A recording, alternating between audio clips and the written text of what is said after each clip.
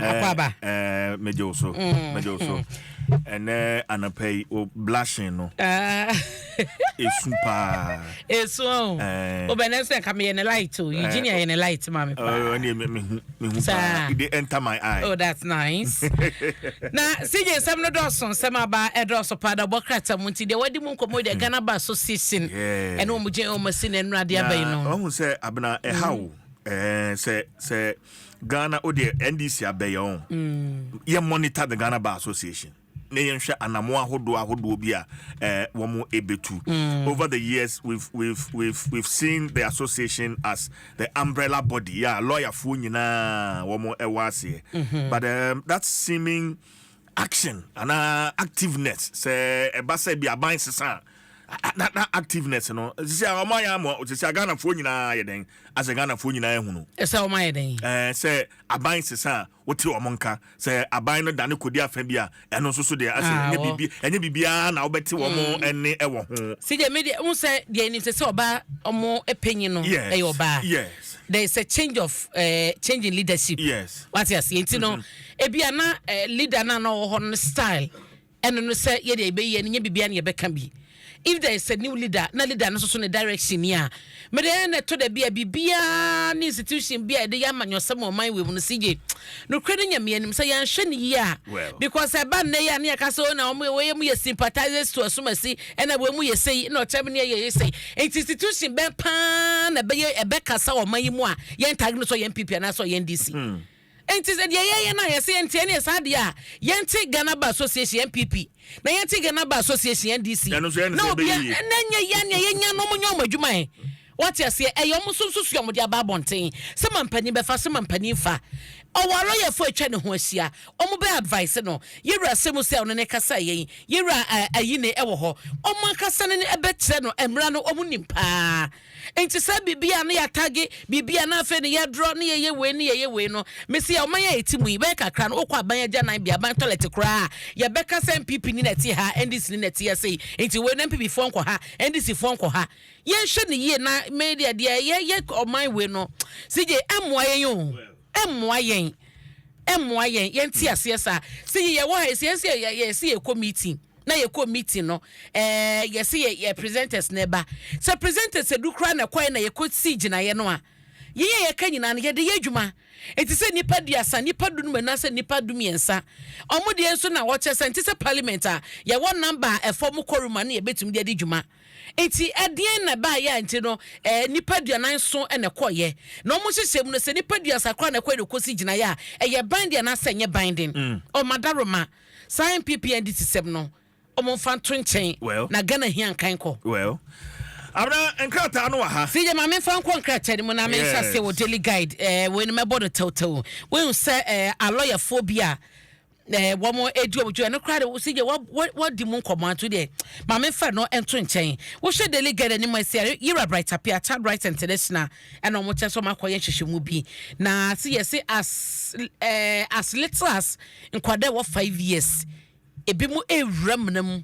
ekwo galamse mercury eho empoporoye ne ade kwada ehia kwada de omo eye galamse ne ade wo se eye hu pa de mo man no na enfie no mu as little as 5 years omo sem omo horo omo ye fe no wo sem boa omo horo anwea no yi gold ni free mu no omo nyina enkwada de omo yesa adwuma no enkwada kita mercury enkwada ewura galamse amna mu anya sem kuma enti godo sika ko no kwada we no ye fe no child labor pa na brighter pie ni abre ewo ho ya o chese enkwada no etua akatua bi a enye papa ene ye de eyire enkwada da pampa ba wo mo edi dwuma no wo kosa galamse site no enkwada bo no onko school wo hu sika pe sa kwada no wodi mo wosen mercury da hon ma me ameti e ubisa me say we ye de amini madeko enso akwada no onim say ye mercury nim de ye de ye wo galamse site onim say we ye sign da ye de dwuma wo galamse site what I say nti ba me kɔ no ne ba ne se na chi no akoyi na to honom se senka wo te ya do baba wo ba no wo sua kasa wo hu se da wo kasa radio so no wo no so sua se da ye galamse no eti fie mi ensa fie na wa hya se no wo hye enfie no wo te asim e yade a child rights international e kyese e hadwene na CJ good board almost security task force no and na akwati India for me ensa omo no ya so mo koto gold no black market de be fa akwati kwan so asomogade akọ asese ya kire wo mo a omo de makwa gina court ya remand wo mo 2 weeks na da bokrata yi daily guide ebo ho amane wo ne fa etoso me ensa na sa India for ya ka wo masem yi no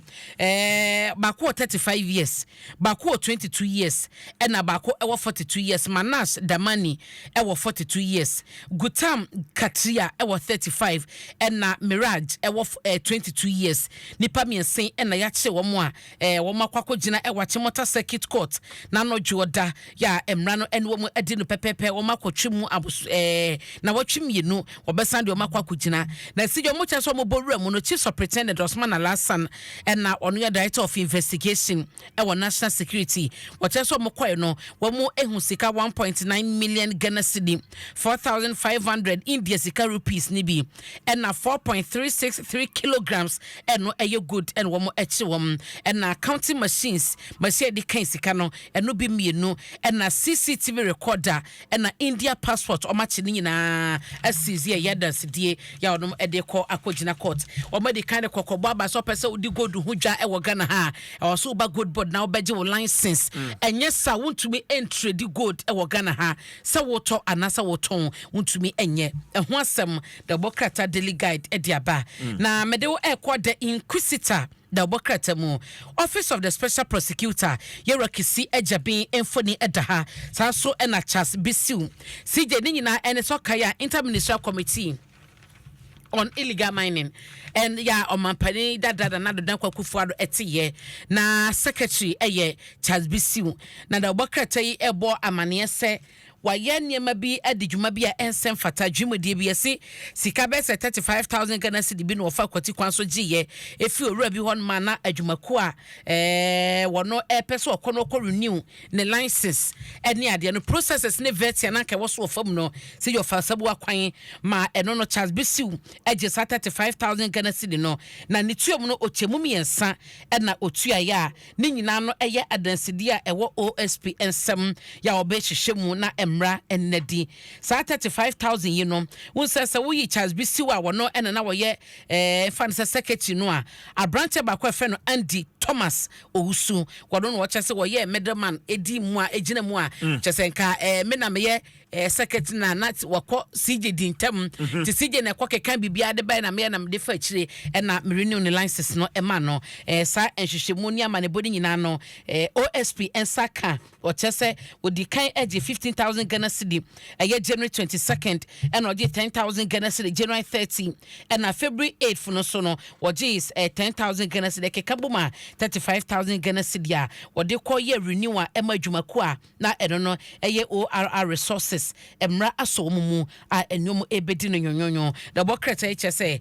OSP adrage no ede no ekokoto a esi ne charge ne ade nyina no wo mo ede abonom the bokrata amane ya wode abade inquisitor enonom na yewra Canada compre kwa Japan ni abronye wo mo ntokwa mo eko ene atomane a ekoso no na the inquisitor abo eno so emu amane na local government ko emrasibedwafia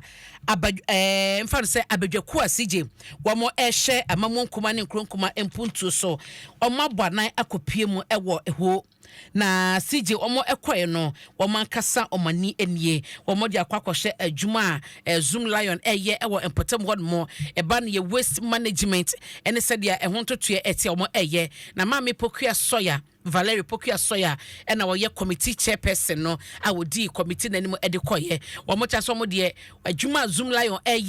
eba no waste management bola ene efia kwan ye fa so akran ye dandan nyoma ni ade no investment Zoom Lion aye no soro nti wo se omo aban ekoso ata wo machi na adwuma wo mahase bia no wo mutumi edekwawe ye pa na emu emfasode no oman no enya the bokrata yi eka ho asem Ghana Bar Association so mo de omampani mahama ese case a etia CJ no onfa emeto abonten ya nam so dia suspended no onfa ho sam emra wo so onfa emechewom the bokrata daily Ghanaian publisher eno no CJ me the daily gist na ewie na ensebe wo ha edoso de mebo so no eye unim se asante mantemu nano enra menye nano po enra sije boko mentebe ho ase ene entokwasem no unim se delegation at the helicopter akopie mu ewo manhia ahemfie itu se mamprosi ene kusase na mpanyefo ahyase atena asem no so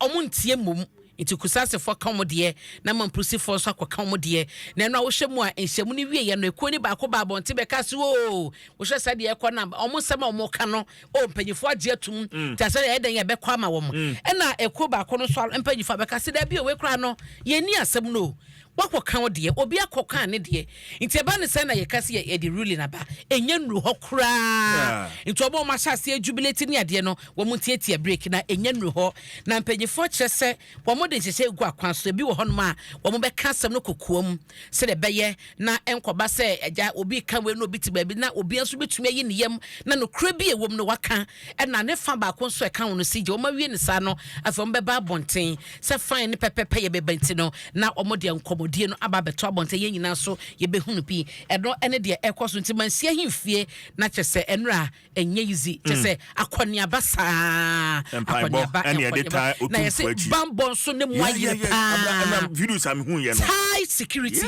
ewo honum na de nyina ye bompa ye esene se bibia nko wie do na asumdwe nketahudi a asase no akwawie ye pa na sumdwe ababoko na empuntu so akopie mu ewo ho na yewra edugi tamakulu na echeso be kaya MPP wo mo secretary JFK ekwa se mampani mahama ewo adwenkesie bi a wode ba opeso be danda Ghana mamrana ni na ne osanso ko tetem na edugi tamakulu ko MP apenyo wo ho no echese da bi wose mampani ode amamra obu amamra wode mra ya adwuma mampani ni sansusu ne da so be ko amamra no na wo no ayede ope enti sansem na ye penyin no ekeka no wo mo entontwene wo ba bi daily gist asema medi wie no CJ eye police for en9 bia se so ma di nsenseme na da obakrata de o describe wo mo so mo ye dampare boys CJ last year na judge ni bi obu emra so musa ite se ma me fa ba bi nya typical example e ma wo ai se udru atimota mekom ho na udi main road na ka bi a opesa wo mfa outer lane anase bu ka ope kran ka be fa ina lane no na traffic ho nti wo ya be no na ubu careful no ko si outer lane no o da watomra bibi sana according to the bokreta yi de judge ni ba ko circuit court judge eyeye ekowi akiri no police fa do mo hodom no ekiri no according to police fo no masimo mo kan ne charges o mo de koye no o mo enan no enie Inspector Godwin Day, Inspector Francis Ajay, Sergeant Dasebre Oti Boaten and General Corporal Juna Ajubulisa wamo na mo HSSC no nti sabre na asem si ye no judge na ye kana asem e circuit court judge Angela Atachi na omo chese eba asa no omo gina no omo gina no krompo no se we mu no omo gina wa opese wo gina wo na no wo gina ne nchen then so kona ni ma no kokko gina ye na wo gina na according to last year report by no wo gina no san fa car foforo e no de koye e no jaka ni si ho na asam no mo koye complain ni ade no ano say si judge na asam no omo chese according to sorry na any reporter petition amami e de akono enye sana asem ne tie Osi baby a asem si ekrompo ne baby ane court wo no sige eben enti abasa no osi police formanti ekọ blockade court dan no court baby a the entrance the blockade so mo mani nwram eno mo court change car ties ne ade nya de be blockade kwan o na osi djuma ni ba ko wo ho no kra ye se o twa evidence wo twa de ekoso no so wo mo de mo sakeka no ekọ lock no kra ne ade ma ekwowie kire ho sam koye bebre ntodo no maame de ohunu se eye assault ena ode asam ne koye ma according to the bokrata no police for to nsafreye na report ba say ye to nsafre police for so meyi om hwano no ye deteni wom maame ne di petition ne koye no ase se vengeance okwa avenge you say it's a detainee police for do osade na ekoso do na police force da bi o mamne do so pese fan ye adwuma na tentini ye adwuma say sempo so obi afom mrase de mo ka no koso no de oni o say 100 meters ahead o na opaye 100 meters ahead menim say the road travel regulation no emra no eka into ɔno no ohunu ne sɛ asa ɔwɔ within range a na nkɔ betumi amana yie ɛna kɔba nsa na ɛnyɛ so ɔkɔse nkɔtwe obi aso wɔde ɛhyehyɛ ne mmara ɛna ɛyɛ adwuma a wɔpɛ sɛ fan yɛ ɛba na posifoɔ nso nka tɔm de abɛkyɛ sɛ nyɛ no korɛ ɛsɛ mmara nti ɔboto safrɛ mu ti ɔma no ɔmo de teni wɔm ɛnyɛ no korɛ sɛ ɛti obi ato mu nti ɔmo a ɔmo keka saa nsɛm no nyinaa no wɔn enya nti asɛm no akɔ akɔdi posifoɔ mpanyinfoɔ nsɛm a wɔyɛ mu nhyehyɛ mu sigye da bɔ krata yi de aba ɛna mabobɔ bi so ama wɔ no wɔn nsa ka na wakenkan de aka ne nyinaa ama me